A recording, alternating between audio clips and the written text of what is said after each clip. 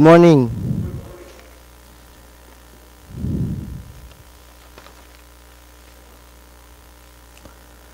The parable begins because people thought that the kingdom of God was going to appear immediately. We can read it in Luke chapter 19 verse 11 and first verse. Jesus uses the story of a nobleman going to a distant country to receive a kingdom and then returning to address this immediately. But mistaken. The king's delay or the nobleman's necessary journey represents the time between Christ's ascension and his second coming. The kingdom is real, but its full establishment on earth is delayed.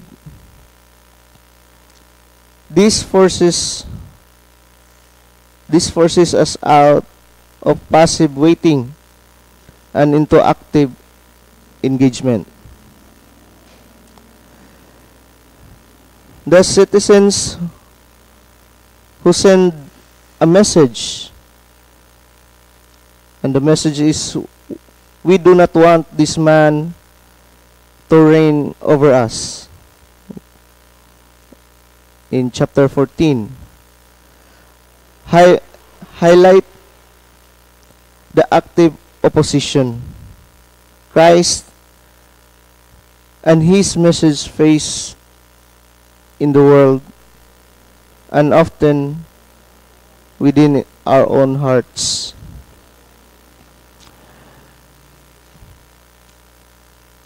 Before leaving, the nobleman entrusts 10 minas, or the coin, to 10 servants. A mina was a significant sum representing a valuable resources or opportunity. This is the core teaching on stewardship while the king is away. In the parable, there were servants entrusted 10 minas, 10 servants. So tag-isa gid sila, equal opportunity, equal resources.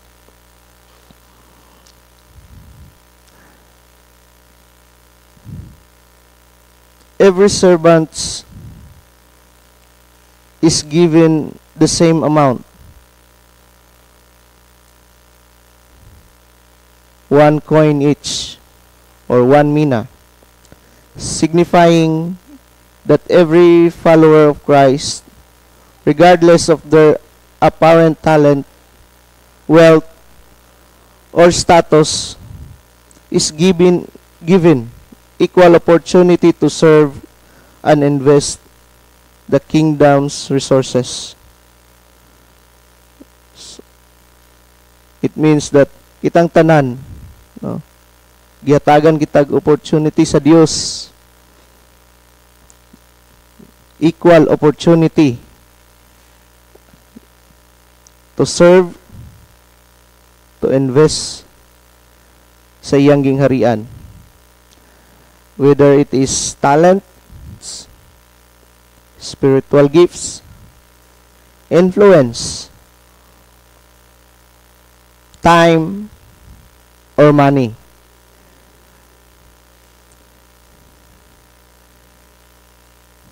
And the command is this: we should engage in business until our King will come.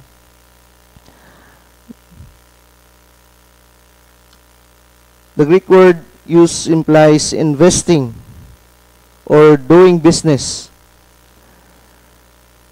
This is a command not to bury our spiritual gifts, but to multiply them for God's glory. No? Dili lang nato ilubong ang ato ang mga spiritual gifts or mga talents, but we should multiply it for the glory of God. Our faith is meant to be active, productive, and fruitful in the world.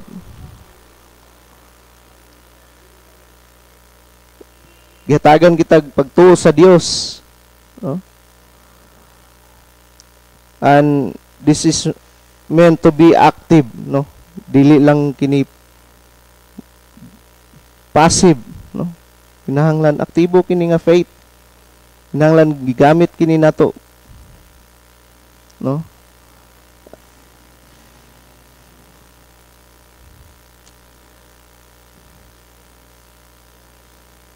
Upon the nobleman's return, the time of waiting is over, and it's now a time of accounting and reward. Sa pagbalik sa Dios, no? Ang atong paghulat mahuman na, o magatubang kita sa Dios, o iya kitang pagasukmatan, no? Sa mga butang o sa mga talento nga iyahang gihatag kanato. Just like the first servant, no? Nga ang iyang usa na himong napulo. His 1 coin became 10 coins. He was rewarded with the authority over 10 cities. And the second is, he is rewarded with the authority over 5 cities. Now, the reward is based on the fruitfulness of their work. The more they invested and multiplied the king's resources, the greater the responsibility and authority they are given in the establishing kingdom. Faithfulness is little things leads to authority over much things. But the fearful servant, or the third servant, he preserved the money exactly as he received it. No? Pagkadawat niya sa maong coin, no? Iya lamang kining gitaguan, no? Giputos niya sa panyo ug iya gilubong. Wrapping it in a cloth. His justification is, I was afraid of you because you are a severe man, or a bad man, or a hard man. You take what you did not deposit and reap what did you not sow.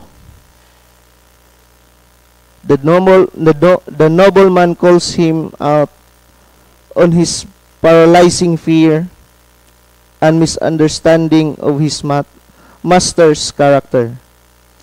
He judged his master as harsh taskmaker and therefore did nothing. This servant's mistake wasn't losing the mina or the coin, but failing to use it.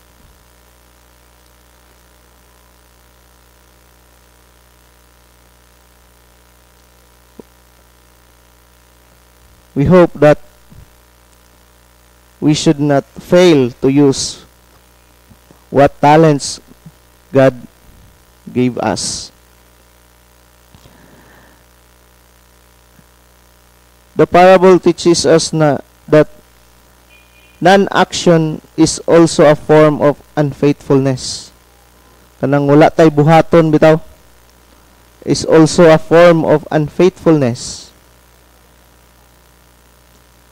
A fear of failure or a distorted view of God can prevent us taking necessary risks for the kingdom. The unused coin is taken away and given to the one who has 10, reinforcing the principle. To those who use what they have, more will be given. No?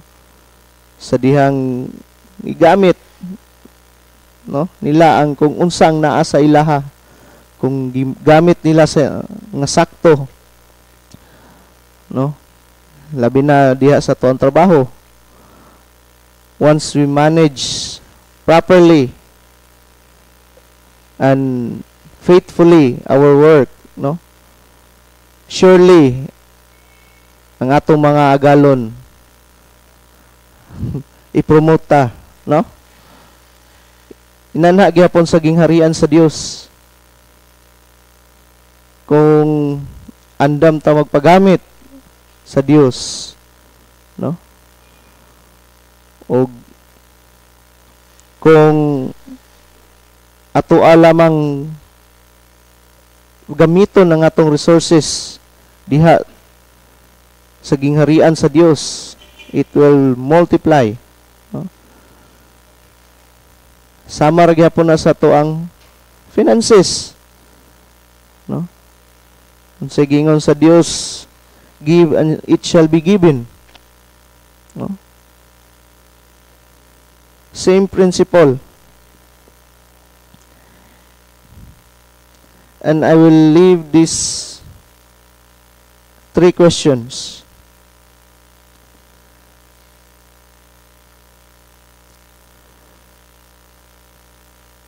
Are we currently investing it or buying it, no?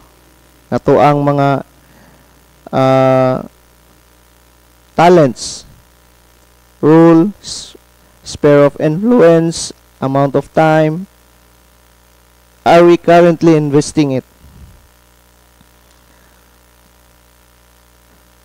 Number 2, what is the source of my inaction? Is it fear, apathy, or a desire for comfort? Does my view of God as a savior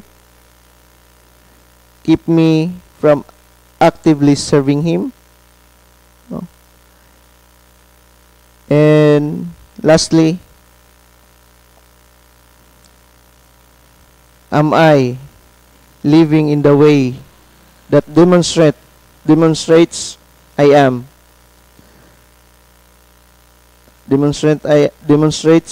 eagerly engaging in His business until He comes?